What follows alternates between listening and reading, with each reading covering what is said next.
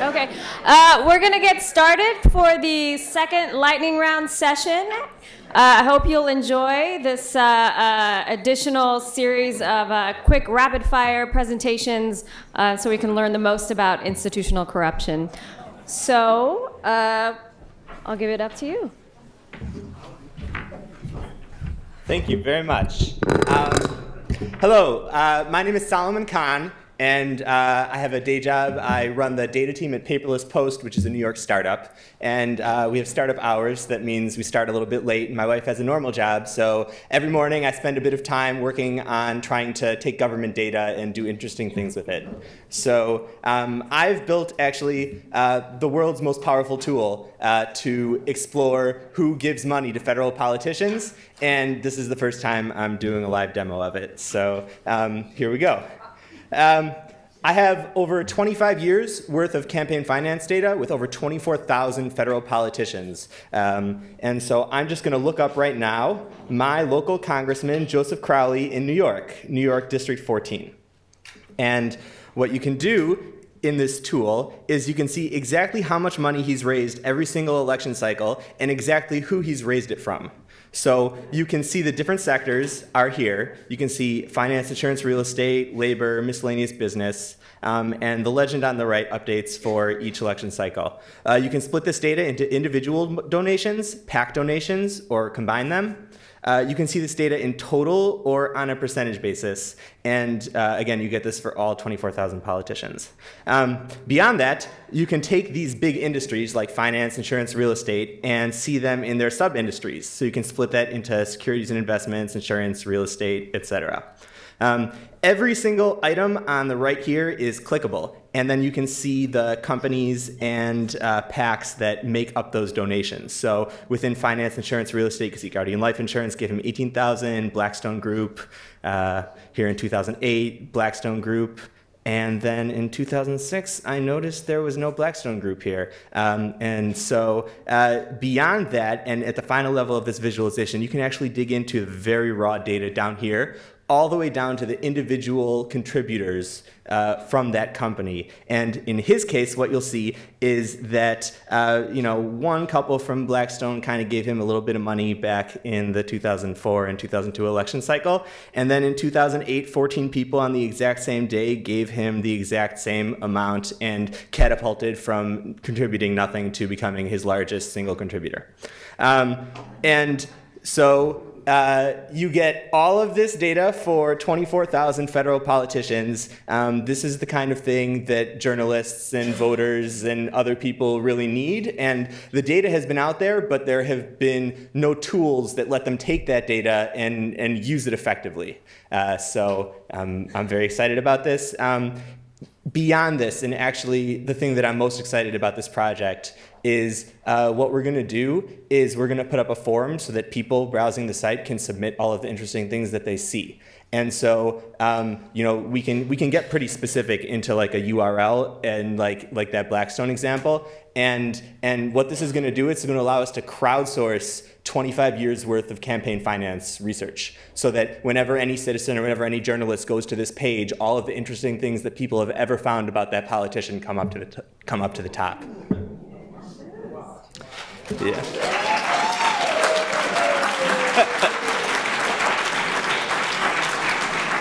Thank you.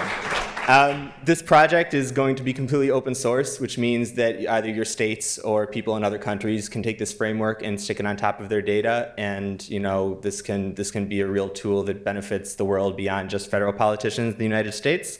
And I'm happy to announce, so today I just launched a Kickstarter to raise a very small amount of money for this, to have someone work with journalists to help them understand how to use this tool and to help them understand exactly what they can do with it and how they would be able to do it. It will be opening it to the public within a month or two. If any journalists or people here are interested in checking it out, please find me. Thank you very much.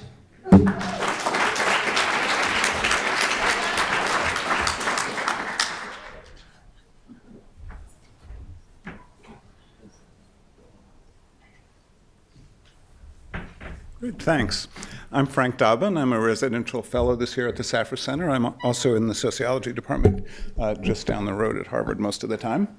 I've been looking at the corruption of the American meritocracy in corporations.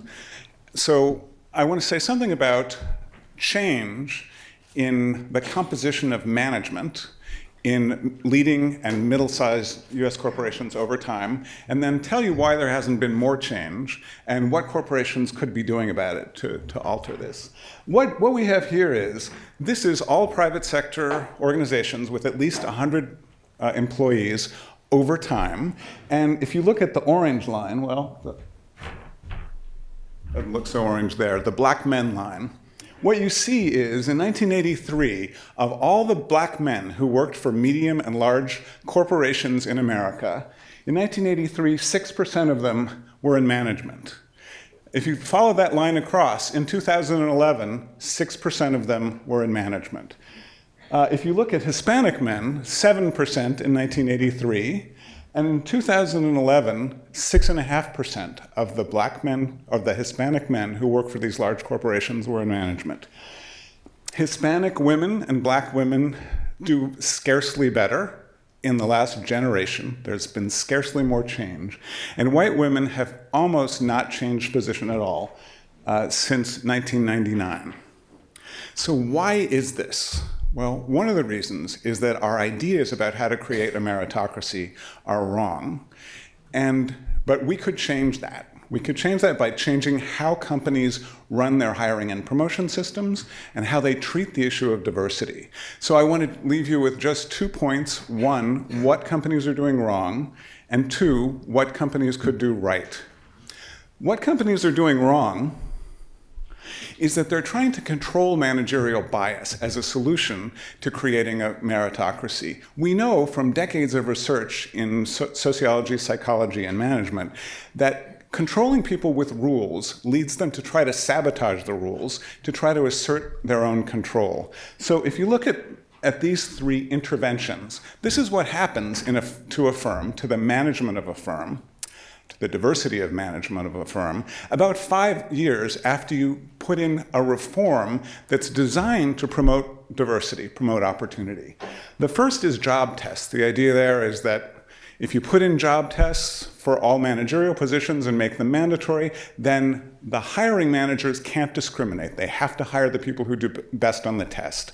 What you see in the first bar on the left is that when companies put in job tests, about 5 years later, they have 10% fewer women in management than they had before they put in the job tests, fewer white women in management. And if you look across the groups, there are fewer members of each of these groups in management than they would have had if they hadn't put in these job tests. And we see a similar pattern for civil rights grievance procedures and a negative effect on white women for performance evaluations. We see these negative effects because it's a bad idea to try to control managerial bias with rules.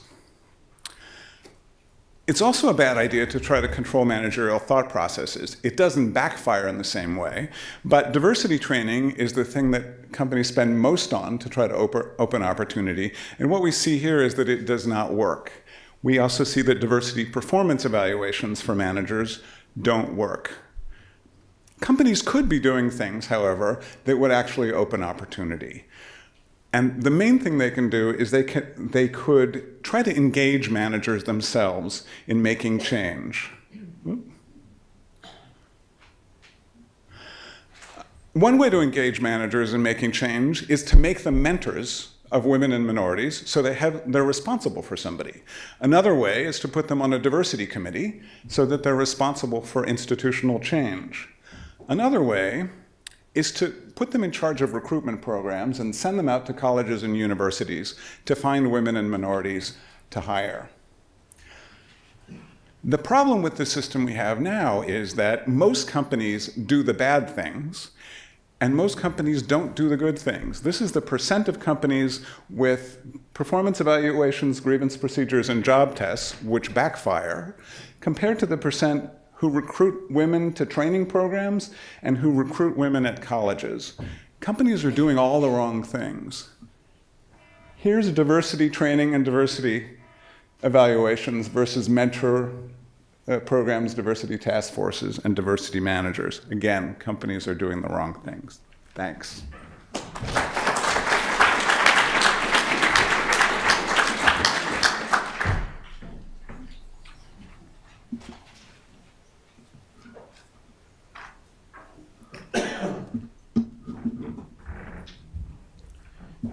Hi, my name is Yuval Feldman. I'm from the Faculty of Law in Bar-Ilan University. This is a joint project funded by the Safra Center with Miriam Kolchaki from Kellogg's and Francesca Gino from Harvard Business School. And the topic is expressive effects of corporate ethical codes.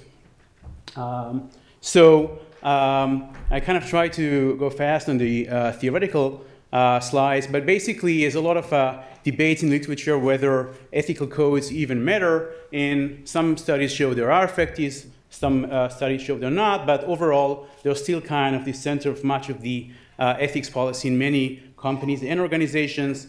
And we kind of analyze the text of many of the Fortune 100 codes, and we find that more or less they kind of deal with the same issues. The main variation is kind of the language, specificity, and whether kind of how much employees actually exposed to the codes, and we focus on the language.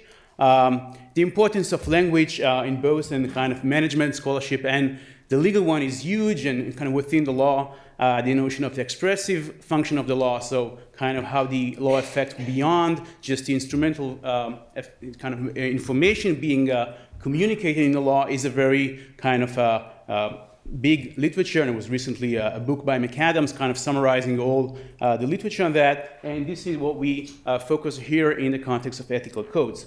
So just kind of a demonstration, and one of the things we noticed was kind of this interesting variation between whether the code used the word we and you versus like company and employees. So it's kind of more formal. The company does that. Employees are expected to do that, and we versus you. And this we thought to be an interesting example to examine what is the effect of this choice of language on people's behavior. So there's also kind of coming up from the actual codes and a lot of literature suggesting that there might be a difference here. It's a group identity, a trust, intrinsic versus extrinsic motivation, and professionalism. So kind of company and employees is a more professional terminology. The design is basically a lab studies and online experiments, then a short-term panel study, so repeated measures over time. And then we just recently got a field research that actually also supports our findings. The DV we use in most of the studies is basically where the people misrepresented their own performance. It's kind of a cheating experiment. Just an example, so basically in each of these studies we gave people, they had assignments, they come to a group, they have to do stuff, and then this is like a we. So we always emphasize the we versus you, and in other codes we use more kind of the more formal language. In the first study, this is an MTurk, 3 condition with a control group, and then people need to solve metrics. Some of them are not solvable, and what we see is that in the we condition, people cheat more, okay, relative to both the control group and the more formal language. The second study is done on Odesk. So this is where we get people for 3 weeks, and basically we can see the effect over time. And again, people do all kind of assignment during those 3 weeks, and we come up and measure every time how they report their own performance. And what we see here also is that the same thing replicates. So in a sense that the we code people cheat more, they over report their performance. Same thing in the following week. And then we also did a lab experiment. So it was actually Mariam was doing it in Northwestern, where she got people, the subject, to come into a lab, and actually the same results. Again, the we code people cheated more. Recently, this is really preliminary, we got from the S&P 500 all the codes and all the reported misconducts over a period of 20 years. And the same thing also seems to be coming from that data. So when the codes had more of kind of the language of you and we, there were more reported misconducts. But this is really preliminary in a sense. It's someone analyzing its own data in our request, which kind of, I think to summarize, language choices seems to be important. We're still short on the mechanism side, so we did few mediation analysis, so we're not conclusive, but we think that this notion of the language trade-off, so you choose different words and you get different outcomes, seems to be a promising research direction. Thank you.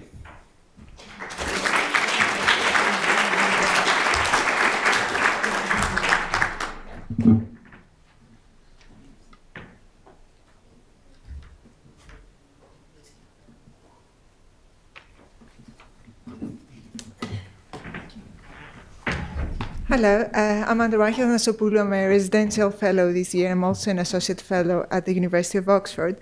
So the institution I'm interested in studying are business schools, and I'm particularly interested in contributing to the discussion with regards to the role of business schools in nurturing ethical leadership. So I specifically wanted to explore whether there are differences in the way business school academics and business people cope with moral dilemmas at work context, and then reflect on whether institutional corruption in business can be partly attributed to these potential mismatches between these two groups, and whether that signals areas where business schools' ethical leadership development training can be improved. So I conducted qualitative interviews with individuals from both groups.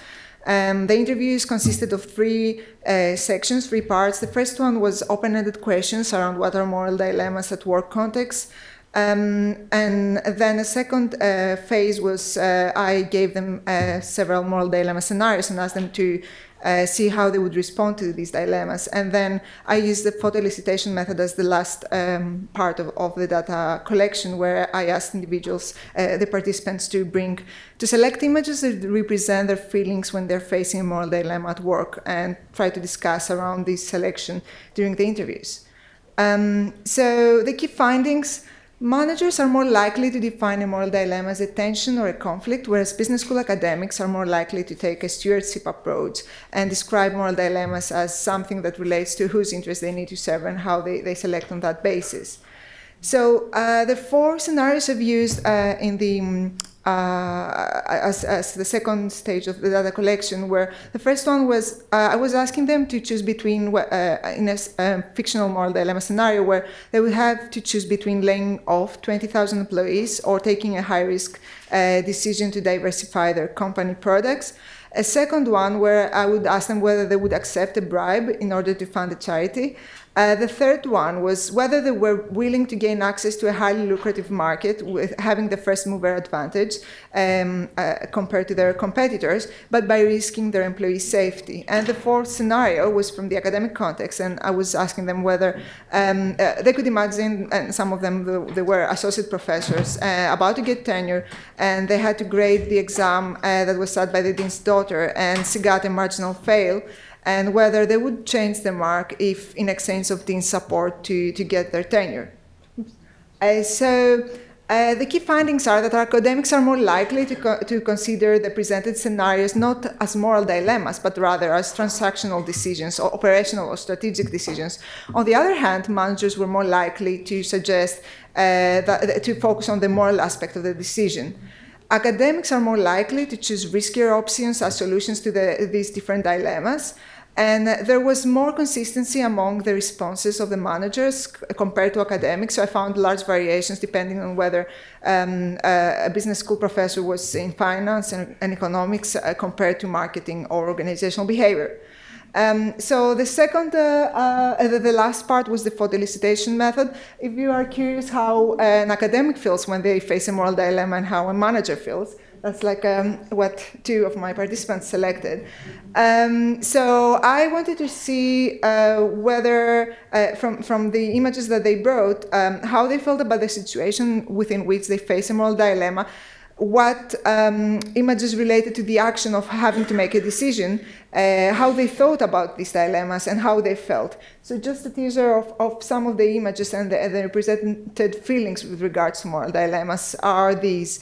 So they feel angst, fear, stress. They talked about feeling repressed, feeling powerless.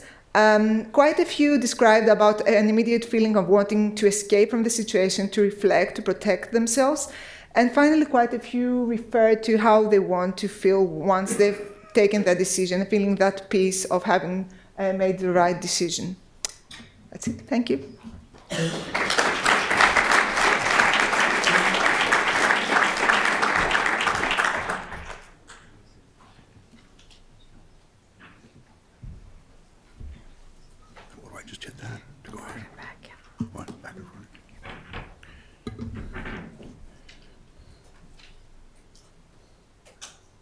Well, thank you. My name is Jay Youngdahl. I'm a senior fellow at the Initiative for Responsible Investment. And I came to institutional corruption and was a network fellow for a couple of years because it spoke to an issue that I was struggling with. And that is that I, as a lawyer and as a participant, advise blue-collar, pink-collar, and white-collar workers who sit as trustees on big pension funds. And they have a terrible position. They're part of a system that's financialized our society, leading to inequality and et cetera. And so I've been working to do some things about it. We know we can't do much with the big banks. We know that the corruption there is so strong and the regulatory capture is so strong. And we saw an ad, or we saw a newspaper article in one of the presentations this morning about Deutsche Bank pays $2.5 billion for cheating on LIBOR. We just saw something last week where the big banks are paying billions of dollars for cheating on foreign exchange. So an individual trustee, even on a very large pension fund, can't do anything about that. But isn't there a way that we could be protected? And so I started focusing on a group called Investment Consultants, and that's what my project was. I wrote a paper for the Safra Center that got a fair amount of currency around the world. I got a ferocious pushback. We had a meeting here at the Responsible Investment where I was threatened by some of the investment consultants, but it obviously had some kind of effect. So it's important because investment consultants are people in the chain for retirement. So how many of y'all have some kind of private retirement, an IRA or something like that? And how many of you use some kind of consultant, Merrill Lynch, Vanguard, somebody like that? All right. So most of us are involved in this system as well. We're switching from a defined benefit system to a defined contribution system, unfortunately, and we're entering a period where we're going to be in a retirement crisis. It's fairly clear. So the system itself is important and the integrity is important. How do we restore trust, and what role do investment consultants play? Now this is, I'll go this quickly, but this is the typical structure on a big pension fund, and you'll see that the investment consultants are part of the chain between the trustees and the actual place where the money is invested. What do they do exactly? They provide advice, manage services on abstract level. They predict the future. There's a great cartoon in the New Yorker this week about some rich people sitting around drinking wine and say, I can smell that the Federal Reserve is going to do this next month or something like that. They talk about asset allocation. They think they can divine the economic politics and financial market future. They're subject to the regular kind of quid pro quo corruption. There's no doubt about it. There's all kinds of payments that go on from consultants to managers and back, conference fees, and I talk about some of the ways that it's done. Bundling goes on. And then they give a kind of a structure of perks to trustees through so-called educational conferences or due diligence trips to China or to Cuba or to wherever that are really well-paid junkets. But there's some unique factors, and that was one of the more interesting things here, that I think really lay into the issue of institutional corruption. And that is, this is an industry that invented itself in basically the late 70s. And so they invented what their industry does. And they put a giant amount of complexity that is completely unneeded. There's informational asymmetries, which are unneeded. There's an extraordinary amount of uncertainty that they play on. And one of the most clever ways is that they go to, some of them individually, go to the trustees and say, you know these big banks are sharks, so you need a shark to help you run with the sharks, and that's what I can do for you. So since I wrote the paper, there was a fairly major paper from the Oxford Business School that looked at what the effect was of of investment consultants and how successful their advice was. It turns out the funds that used them in a big way made less money than the ones who did not. And I think that Larry's quote here is a very good thing, because the individual investment consultants are not bad folks, but they end up doing bad things, and that's why I like to see all the psychology and things that we have in this program. And the last thing I'll say is this: is with the help of Bill English and Carla Miller and Mark Somos, we, while I was here, made I went to talk to the CFA Institute, which trains a lot of the investment consultants to try to get them to put institutional corruption in their curricula. We did all kinds of stuff. We said we would do it, we would pay for it. The final analysis, they decided they wouldn't do it. And because I believe it's a system that the people inside the system are doing quite well with, and they really don't want to change. So thank you very much.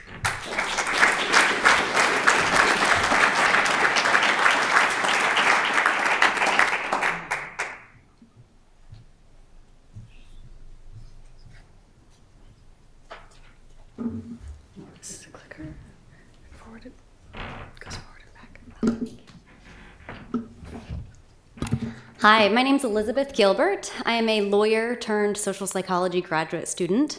And I'm going to talk about some of my work with Liz Tenney, who's a Safra Center Network Fellow, and our colleagues, about perceptions of responsibility and blameworthiness. So legally, responsibility is generally based on two separate elements. One is actus reus, or whether a person actually caused some bad outcome, right? Did I shoot the guy who is now dead? The other element is mens rea, so that's your mental state. Did I know that I was shooting that guy when I pulled the trigger? Or was it an accident? But do people really keep these elements separate? It seems they don't. Now, that our actions might influence our perceived mental states might not be super surprising, right? If I slowly, repeatedly stab you, that's pretty good evidence that I know what I'm doing and I intend to harm you. But what might be more interesting is that the reverse also seems to be true. So if you know that I intend to harm, that might make you judge me as being more causal of bad things, even if my behavior is exactly the same as somebody else who didn't intend to harm. But previous research has generally been limited to immoral actors and actors who had bad intentions, or at least who were perceived as having bad intentions. So the current project looks at people who don't have bad intentions and are not necessarily immoral, and they just have some knowledge relevant to a bad outcome. So in our first study, we just used a vignette about a woman who was mowing her lawn. And as she's mowing, her lawnmower starts to shake, and she looks back, and her tulips have been destroyed. So not bad intent, not immoral. The one thing we vary is whether or not she knew in advance that her lawnmower was prone to malfunction. And what we find is that when she had knowledge, she's considered more the main cause of the destruction of the tulips. We've also repeated this with some other vignettes, car accidents and more legal things.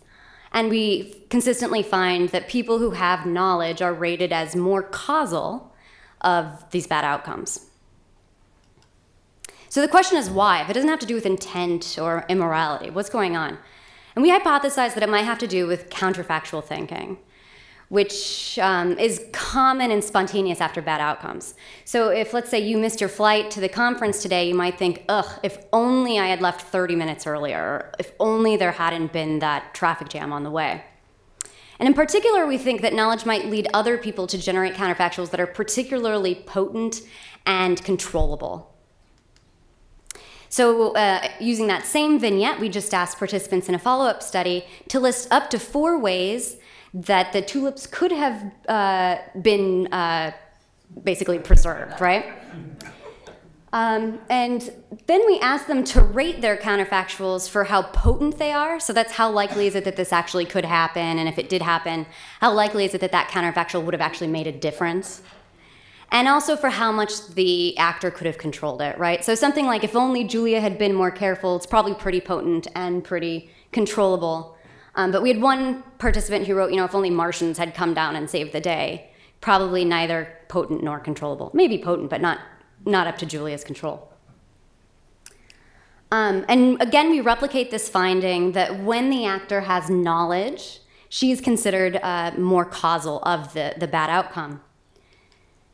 And interestingly, when she has knowledge, people also generate counterfactuals that she had more control over. And generating those counterfactuals in turn predicts causality. So when we run a mediation analysis, it's consistent with the model that knowledge is increasing causation because it increases the types of counterfactuals. So people are generating counterfactuals that knowledgeable person could control. So in conclusion, it seems that knowledge can increase judgments about causation and blame.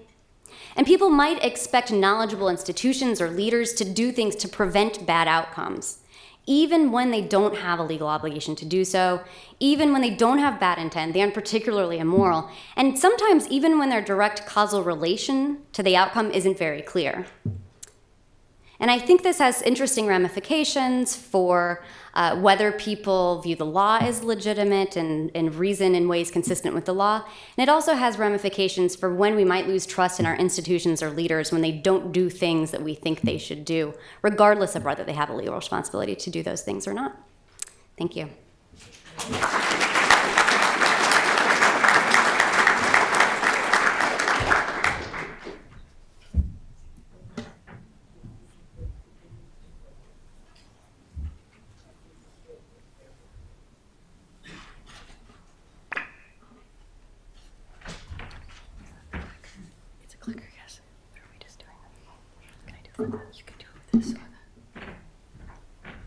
I'm Katherine Anderson. I'm a choreographer, anti-corruption activist, and a 2014-15 EJ Safra Fellow.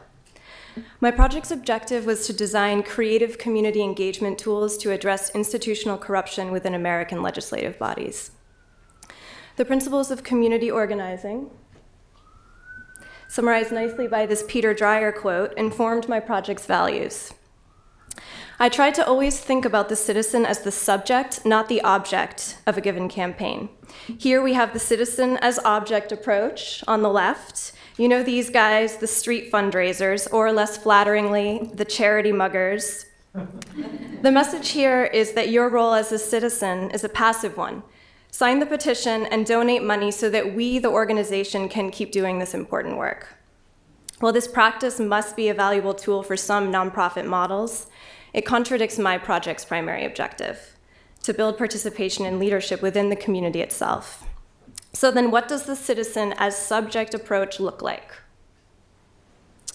Well, in designing my tools, I thought about three key elements.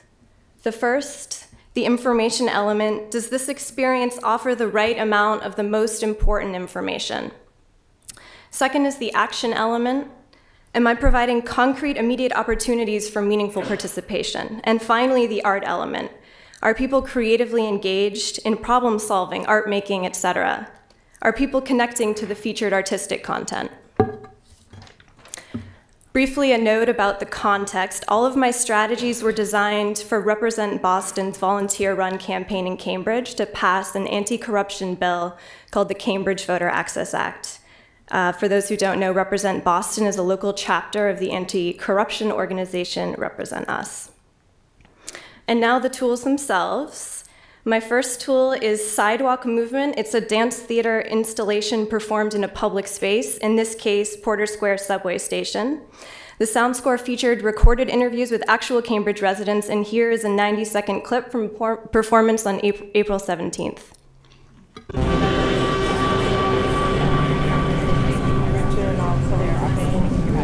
Yes, I am a Cambridge. Trust, an interesting word. Do I trust the elected? I think that donations definitely cause conflict. Cambridge is progressive, so I mean, you know, I think that our citizens specifically in Cambridge are a little more involved. Well, the 50-50 runs for Cambridge City Council seat. Says she'll run without taking developers' dollars. What the developers want them to do regarding zoning instead of what actual residents. We don't get to know We just see the ads. Fellow citizens of Massachusetts, we still need to reform the way money affects our elections. Does that work? We must now all turn. One of the first things we learn as citizens of our culture is the principle of reciprocation. If you do me a favor, I owe you a favor. And what I learned is that very simply, people say yes to those they owe. Every member of every human culture has been trained to play by this rule. You must not take without giving in return.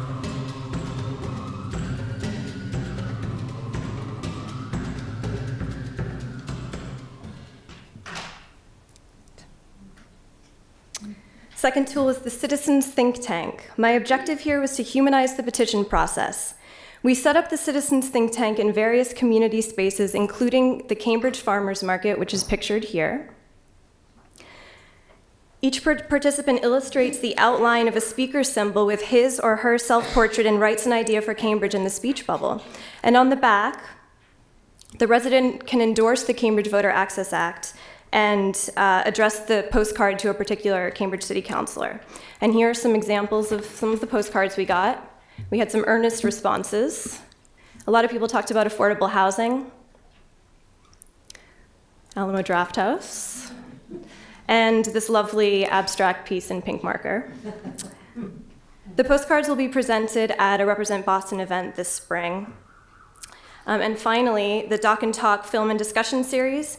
I chose films that demonstrated how progress on issues popular in Cambridge, like the environment, affordable housing, food justice, how progress on those issues could be stymied by institutional corruption at the federal level and also at the municipal level, which is where we are working in Cambridge. And each screening is followed by an audience-based discussion. Finally, I'd like to give thanks to everybody who helped with my project, and thank you all.